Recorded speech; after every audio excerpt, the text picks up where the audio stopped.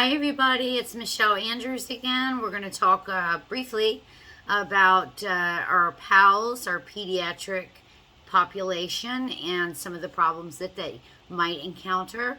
If you remember, a couple of days ago, I brought you the full pediatric advanced life support program. I hope that you'll watch that, and I hope it really brings you a lot of information that you need when you go to take your American Heart Association test and mega code. So we're going to talk today about a 7-year-old girl who has just had a seizure, and the paramedics have been called out into the field to retrieve this poor child. So remember that, as they're on their way there, they know automatically that in the PALS population, we're looking at the, evaluate, identify, and intervene triangle, aren't we? And everything that we do for her is going to be quick. The next thing is we know that while we're evaluating, identifying, and intervene, and that's a constant thing we're going to be doing as long as that child remains in our care. From the time we get to her to the time she leaves the hospital, right? Evaluate, identify, and intervene. So, the first thing they're going to do when they arrive is the initial assessment. It's going to be quick because that's what you can see and what can you hear. And so, it's the ABCs, right? Appearance, breathing, circulation. What can I see? What can I hear? And so, what they were able to see right off the bat was that she was shallow breathing. That was very poor respiratory effort. They were also able to see that, unfortunately, she was unresponsive. Okay, so that's really what they were able to see and what they could hear. One other guy noted that she looked a little blue around the mouth. Okay? All right, so now we're going to go to our primary assessment. That's A, B, C, D, and E. All right, quickly, folks. We can touch the patient now. So now we're going to look at her airway. Is it patent? Is that why she's shallow breathing? Right? Is something stuck in there? And it's patent. It's patent. She's fine there. Right? So, quickly they throw a non-rebreather on her face. Then we go to breathing. We've addressed this, but we're touching her now. And so we noticed that she's only 78%. And that's why they put the non-rebreather on her face. She was only 78%. And so in the meantime, lots of things are going on. This assessment isn't done by one person, and we're going strictly in this order. We've got lots of things going on at this time. There's someone putting an IO in her tibia because they were unable to get IV access, and they needed that access put in quickly. So they went ahead and did IO into the tibia. They got pads put on her because they want to look at lots of things, right? C stands for circulation. They palpated her pulse and found very weak pulse. They've got blood pressure cuff on her. They found 85/52. All right, they've got pads on her, and they're getting ready to look at the monitor, and boom, she is in bradycardia. She's in bradycardia at 44 beats per minute. What are we going to do? Well, for one thing, there's lots of things we're going to do. We're going to continue looking quickly at that disability. That D stands for disability. AVPU, alert, voice, pain, unresponsive. She's 0. She's none of the above. She's not responding to pain either. So alert, voice, pain, and unresponsive, or responsive, unresponsive.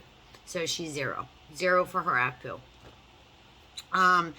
Exposure is the head to toe assessment, which they're, like I said, out in the field. It's a little different, guys. You've got about 5 people all working on this one little girl, one 7-year-old little girl. It just breaks my heart. Her temperature, by the way, is 99.9. They did that.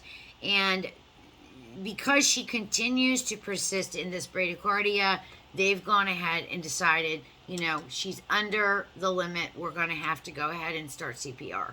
And so we're going to do quality CPR, aren't we, guys? That's right. How's that going to look with 5 people out there in the field?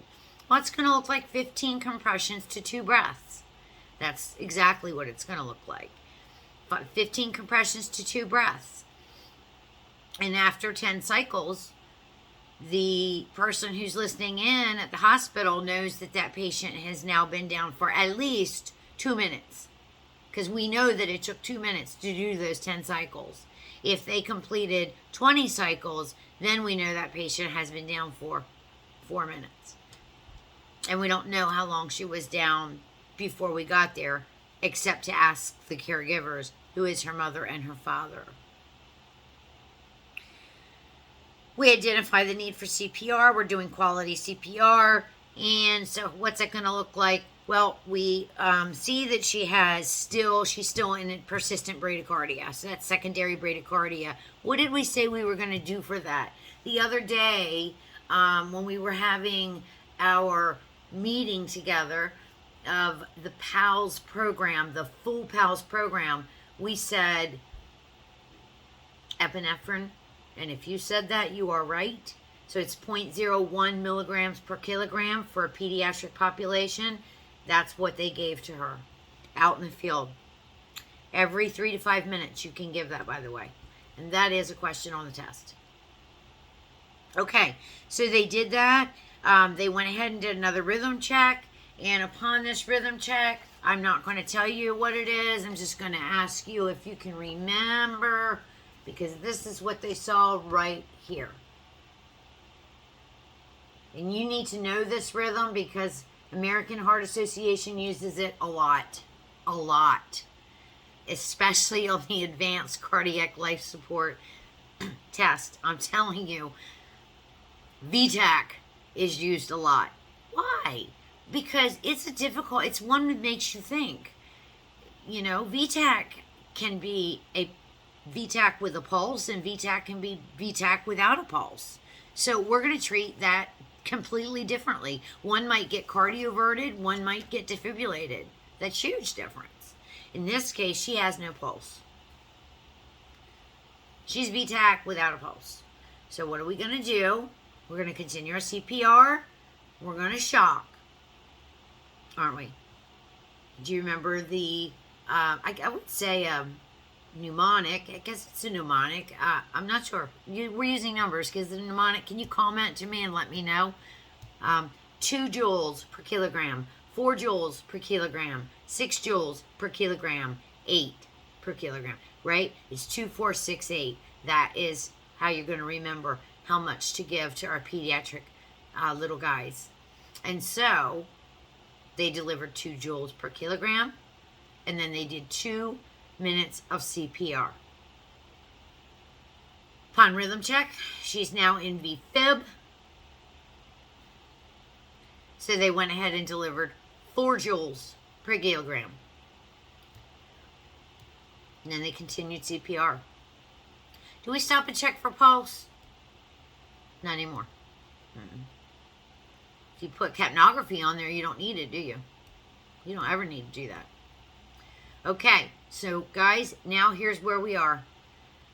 It is time to consider, are we supposed to shock her this next time? She's still in persistent VFib, or do we, deliver epinephrine, 0.01 milligrams per kilogram, and that's exactly what they did. Okay, they then continued CPR and shocked at 6 joules per kilogram,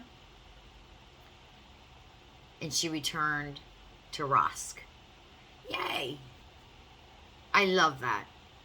She returned to spontaneous circulation. That's wonderful. What are we going to do for her now? She's in the ER. Someone is off doing the secondary assessment with the mom and dad, because what is that secondary assessment all about? Sample. Remember, that was our mnemonic. right? And I just like to kind of get down into that information. We want to know signs and symptoms for this child, but we also want to know allergies, all of them. We want to know medications, including supplements. We want to know about past injuries, past hospitalizations, past immunizations. When were they? What were they? We want to know the last meal, what time, what was it? We want to know the events leading up to this seizure. And so someone's off doing that while someone else and many other people are treating. You've got respiratory in there. They've got her on a ventilator. So they're monitoring her respiratory parameters. They're getting an ABG to make sure everything is exactly, as far as the ventilator go, where it needs to be. We're venting her appropriately. We are getting labs. We're getting labs, and we're fluid bolusing her, aren't we? We sure are. We're giving her fluids at 20 milliliters per kilogram. Absolutely are. Got to get that fluid up. Got to get that fluid up. Now, lastly, let's talk about what do we think. You guys did a great job, by the way, running that code. Whew! That was a jam-packed full code.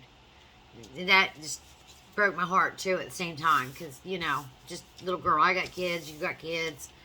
You know. Can't even think about it.